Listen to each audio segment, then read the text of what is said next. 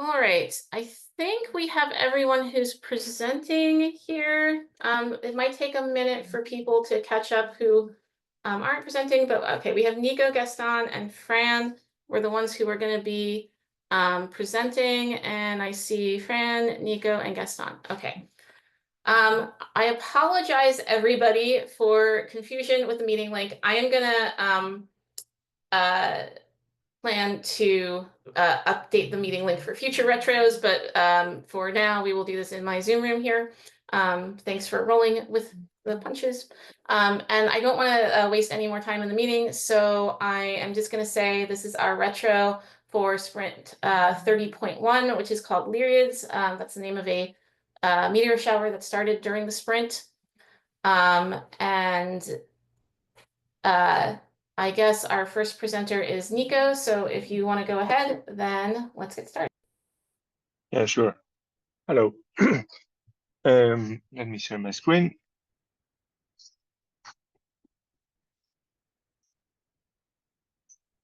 Just tell me if you are seeing it, okay? Can you see the chemistry course? I see Slack. Yes. Slack, sorry, stop sharing.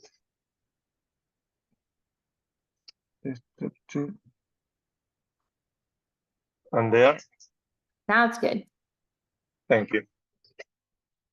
Well, I'm going to show a new feature regarding our schedule epic.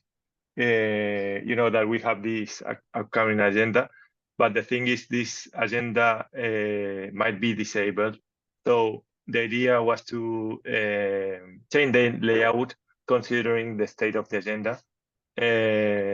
Now, if I go as an instructor and I disable that agenda and refresh my page, you will see that now the layout is changed to use this space. In the previous version, this course progress card used to be here, so we had an empty space over here. That is the first maintain. Then I will enable it again.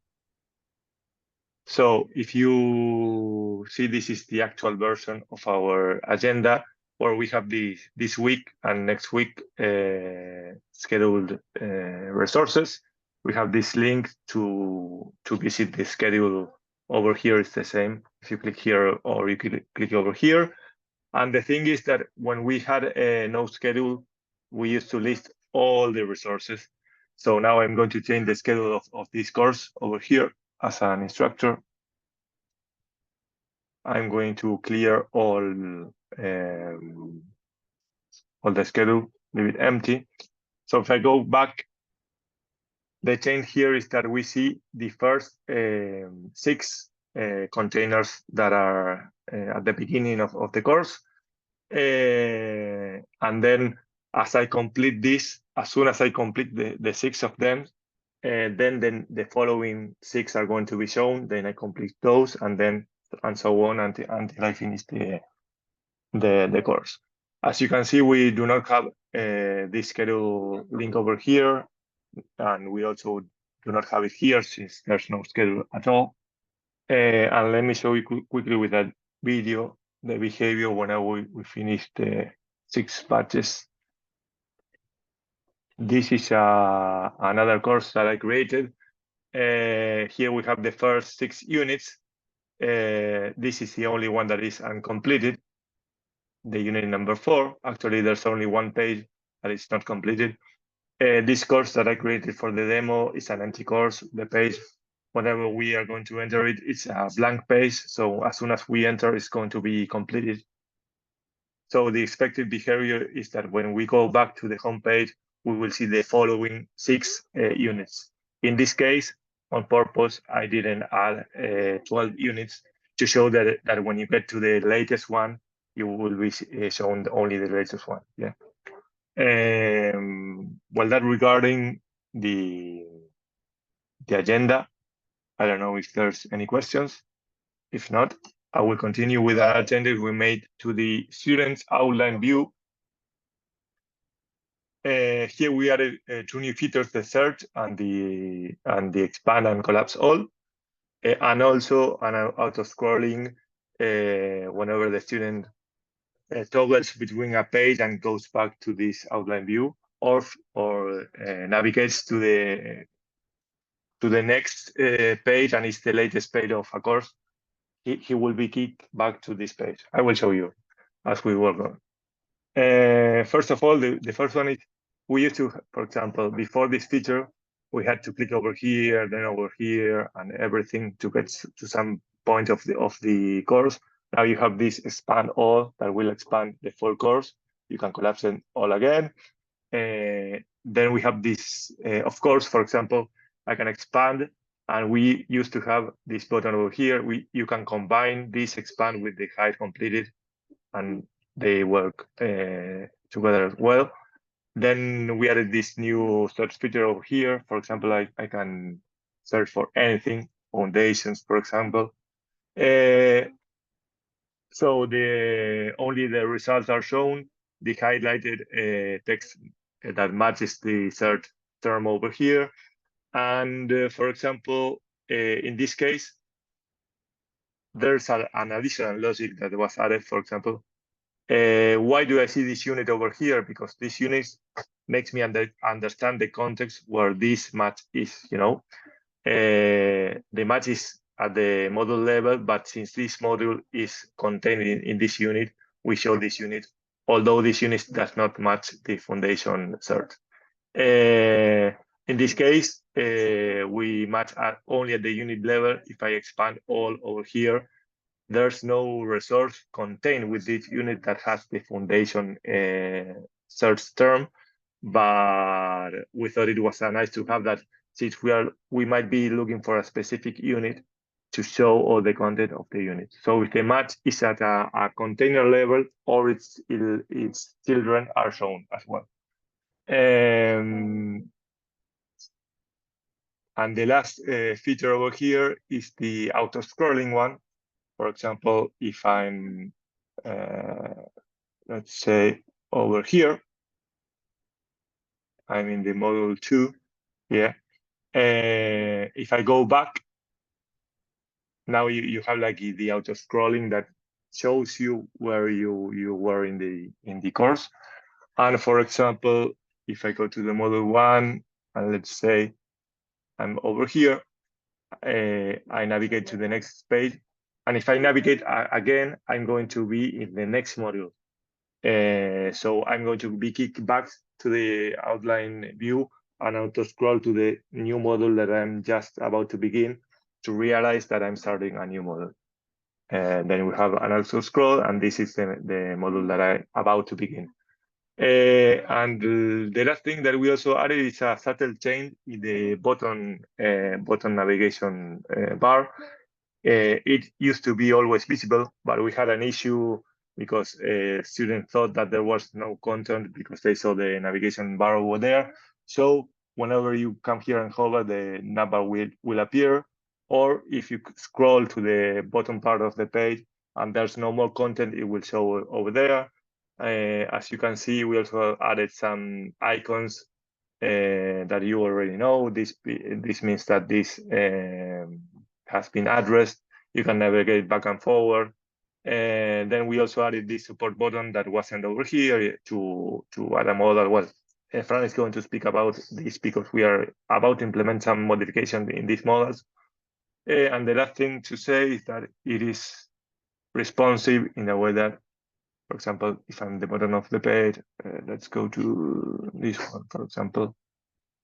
We have over here, we have dot, we have the navigation bar, and we have the support button. And if we shrink it down to a point, we may have the 3 of them, for example, here. So yeah, we made it as responsive as we could. We still do not have designs for that, but yeah, we consider that into account while developing it.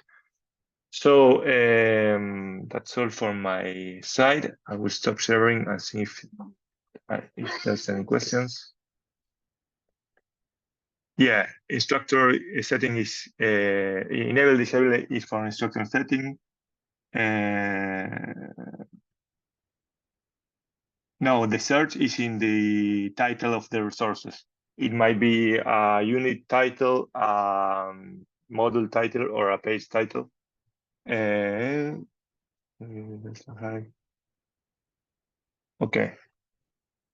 So that's all for my side. I pass it to Gaston. This is my child that is over here. Say hi.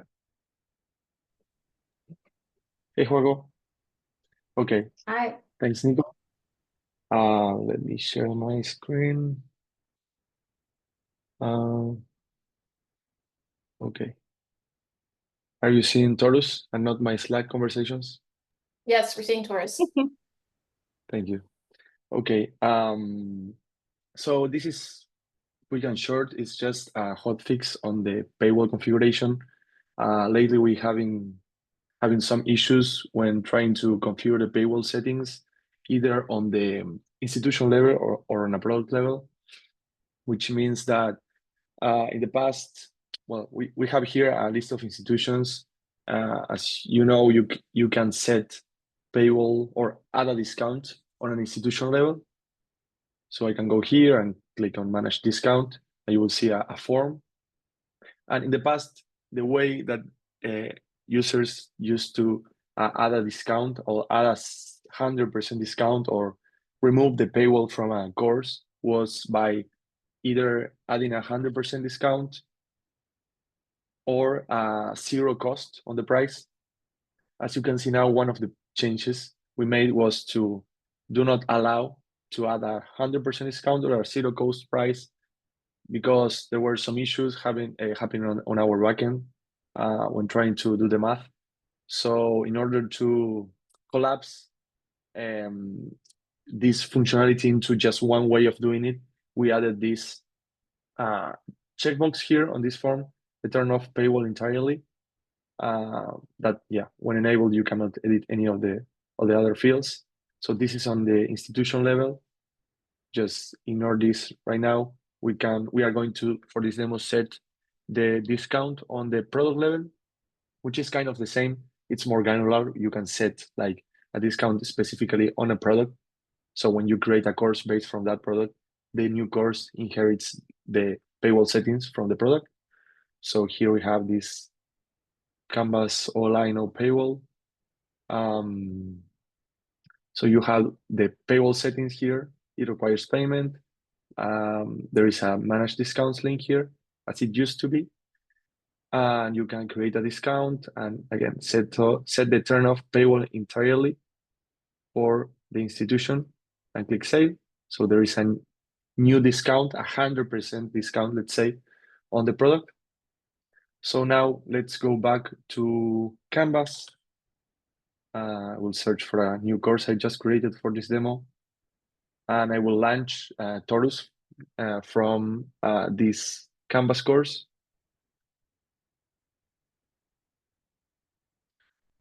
So let's click start. And I will select the product I just updated and the product I just added a discount to, which is this one, Canvas OLI, no paywall. Demo, whatever. Let's set a course start date and end date. Click create section. With the bug before was not allowing to create a section. So that now that's fixed. And if we go to section details, it ends up with the requires payment checkbox being false, which means the course does not requires a payment. You cannot edit that. So it's something that the course inherited from the product, because we added that discount on the product and we said that the paywall was turned off. So yeah, this is now the way of doing this instead of adding the 100% discount or the zero cost. And that's pretty much it. Is there any question? I did want to add for everyone, so what Nico had demonstrated before was part of the version 31 release. What Gaston just demonstrated with the discounts, that's going to be part of the 30.2 hotfix that is currently scheduled to go out on Monday. So you don't have to wait until July to be able to see that one. Exactly. Thanks, Amanda. So if there is any question. Al has a question here. Was the product fee controllable at the institution level? Yes, there are two ways of adding a discount, both on I just showed the product discount, but you can set on an institution level. So you But can it- say, okay, this institution has no cost. Yeah. Understand that. That was great. Thank you. But when you Okay. showed the product version, Mhm. did I see that there was also an institution selector in the modal in the interface? Are you applying the Uh, product like the product? yeah, yeah, I think there was one. There was like I did not change that from the form. But yeah, I guess that's something in this case, since I'm creating, let me think about it. I'm not sure if that affects anything. It's just something that it's required. But yeah, I will have to check Okay. because Yeah, well, that sounds I like it don't would be think really helpful because if we have one product that's used for 10 schools and some of the schools have one price and some of the schools have a different price, controlling that at the product level would be great. Yeah, Hal, you can do Yeah. that. At the Okay. product level, you can pick one institution to have no cost, one institution to be 50% or whatever. Okay, that's awesome. Yeah. Okay, cool. Great. Thanks, Maya. Thanks, Gaston. So let me pass it to Fran. Thank you, Gaston. I will start sharing my screen. Okay, cool. So this is a work in progress feature that we are replacing our previous help support modal and you know, we used to we have this support button in many places, including when you are logging or when you are not logging. So in this case, I am a student. I have an account in the system, and when we click, this is the new appearance of the new looking of the model. So we have subject and we have comments. So we can select, you know, something here, and I need some with my access code. So, and now we can add the screenshots. So we can have a maximum of 3 screenshots, 1 megabyte per each one. And then we have our captcha here, and then, well, we just send them the model. And we have a success here, so we can go to the mailbox and we can see the information about the user, you know, the text. We have the name because we already are logging, so we know the name of the student. In this case, it's just S1, the email, and we have some information about the request, and we have information about the user and also information about the course data. Like we are Chem 1, we don't have any start date or end date for this particular course, but if there is one, we can show it here. We have course management URL that is here. If there is an institution, it's going to appear. We don't have an institution, so we don't have that. And we have other data like web browser, which is, you know, I'm using Chrome, size of the screen or the browser, what operating system we're using, and if the user is using like some browser plugins. And finally, we have the screenshot where if you click it, you're going to open another window and you can see it in a full bloom. So this is in the case where we are logging and we have data from the user. But if we are like outside of the system, I mean, we are in the system, but we don't have any login here. We have the same form, but we added 2 more inputs. One is the name, like for example, Maria, and Maria at sample.edu, and we have, you know, I don't know, request order. I cannot sign in, and same, we can add images. We have this image, we have our CAPTCHA, so that external user cannot abuse of our system. And we have validation, like for example, if there is no name, we cannot send the request. I set up like a minimum of 3 characters, so Mia can do it. Maya can do it because she only has she has 3 letters here. Also, we have validation about email. Like for example, if we try to send, you know, an incorrect email, we have these warnings. And also, we need to select one. For example, if we say select the first one is we don't have any subject. We should select one of these, and then you send it, and then we have the other email. So in this case, we don't have any information about the user, so we don't have any data here, but we can see the email here and the name of the person who is requesting help, and we have the same, and we have the screenshot. So we are gonna be deprecating our previous modal form, help modal form for this one, which is gonna allow to include screenshot or more data about the request. So, and that's it. Oops. It's one of the most beautiful things I've ever seen in my life, Fran. Thank you so much. This is spectacular. Great. I couldn't be happier.